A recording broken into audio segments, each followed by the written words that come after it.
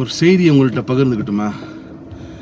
பெருமானார் ஸல்லல்லாஹு அலைஹி வஸல்லமுடைய பழக்கமாக இருந்தது, எப்பொழுதும் நபி ஸல்லல்லாஹு அலைஹி வஸல்லம் அவங்க வீட்டுக்கு போனால் சலாம் சொல்லிட்டு சிரிச்ச முகத்தோடு நபி வீட்டுக்குள்ளார நுழைவாங்க. ஆனால் ஒரு நாள் பெருமானார் ஸல்லல்லாஹு அலைஹி வஸல்லம் அவங்க சரி நபி வீட்டுக்கு போகும்போது எப்படி போவாங்க? ஜாலியாக ஊர் சுற்றிட்டு நண்பர்களை சந்திச்சுட்டு அப்படியா நபி போவாங்க?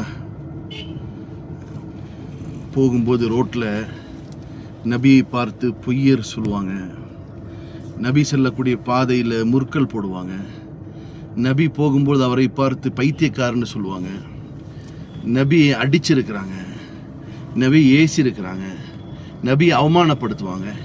இதெல்லாம் சகித்து கொண்டு பெருமானார் வீட்டுக்கு போகும்பொழுது உள்ள நுழையும் போது அஸ்ஸலாமு அலைக்கும் வரஹ்மத்துல்லாஹி வபரகாத்துஹு என்று சொல்லுவார். அடுத்தது சிரிச்ச முகத்தோட நபி பெருமானார் ஸல்லல்லாஹு அலைஹி வஸல்லம் அவங்க வீட்டுக்குள்ளார போவாங்க. எப்போவுமே ஒன்று ஞாபகம் வச்சுக்கோங்க, நபியுடைய எல்லா கஷ்டங்களுடைய சூழ்நிலையிலையும் நபி வீட்டுக்கு போய் வீட்டாரிடம் தான் பட்ட கஷ்டத்தை பகிர மாட்டார்கள், சொல்ல மாட்டார்கள், முகத்திலே காட்ட மாட்டார்கள்.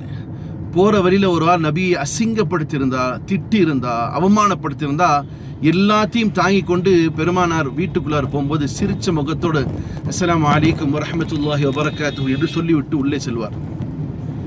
இப்படி நபி ஸல்லல்லாஹு அலைஹி வஸல்லம் அவங்களுடைய வழக்கம். அதனால தான் நம்முடைய துக்கங்களை, கஷ்டங்களை, பிரச்சனைகளை, அவமானங்களை வீட்டுக்குள்ளார போய் வீட்டுக்காரங்கள்ட்ட காட்டக்கூடாது. மூஞ்சி அப்படி உருன்னு வச்சுக்கிட்டு உள்ளே போய் உட்காந்துக்கிட்டு இப்படியெல்லாம் மூஞ்சியை காட்டக்கூடாது. இது நபியுடைய சுன்னத்.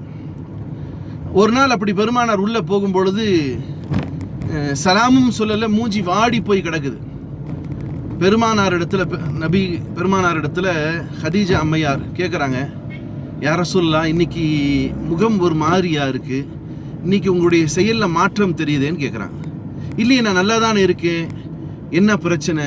ஒன்றும் இல்லையே அப்படின்னு சொல்கிறாங்க. ஆனால் நபி அன்றைக்கு ரொம்ப வருத்தப்பட்டு ரொம்ப கஷ்டம் தாங்க முடியாத அளவுக்கு அவங்க ரொம்ப வருத்தத்தில் போனதுனால பெருமானார் ஸல்லல்லாஹு அலைஹி வஸல்லம் முகத்தை வாடியவர்களாக வீட்டுக்குள்ளார போகும்போது சலாம் கூட சொல்லலை. சொன்ன மாத்திரத்தில் ஹதீஜா ரலியல்லாஹு அன்ஹா அவர்கள் இன்னைக்கு சலாமும் சொல்ல மூஞ்சியெல்லாம் வாடி இருக்குது அப்படின்னு சொல்லும் பொழுது பெருமானார் ஸல்லல்லாஹு அலைஹி வஸல்லம் அவங்க அப்படியா ஹதீஜா, அப்படி ஒன்றும் இல்லைன்னு சொல்லிட்டு வீட்டுக்கு வெளியே போயிட்டு திரும்ப உள்ளே வர்றாங்க. வந்துட்டு அஸ்ஸலாமு அலைக்கும் வரஹ்மத்துல்லாஹி வபரகாத்துஹு என்று சொல்லிவிட்டு சிரித்த முகத்தோடு பெருமானார் ஸல்லல்லாஹு அலைஹி வஸல்லம் அவர்கள் வீட்டுக்குள்ளே நுழைந்தாங்க. இவ்வளோ அழகான ஒரு வழிகாட்டுதல் இல்லையா? நம்ம இன்னைக்கு வீட்டுக்குள்ளார போகும்போது நம்முடைய கஷ்டங்கள்லாம் மூஞ்சியில் காட்டி உள்ளே போகும்போது காலில் கதவு வாசலை எத்திட்டு உள்ளே போய் மூஞ்சியை ஒரு மாதிரியாக வச்சுக்கிட்டு இருக்கிறோம். இது ஒரு மூமியினுடைய நல்ல பண்பு இல்லை. உள்ளே போகும்போது சிரிச்ச முகத்தோடு தன்னுடைய வருத்தங்கள், துக்கங்கள், துயரங்கள், அவமானங்கள், இழப்புகள் இதெல்லாம் ஓரமாக வச்சுட்டு உள்ளே போகும்போது வீட்டில் எல்லாரையும் பார்த்து அஸ்ஸலாமு அலைக்கும் வரஹ்மத்துல்லாஹி என்று சொல்லுவது இது நபியுடைய சுன்னத். அதை கடைபிடிப்போம்.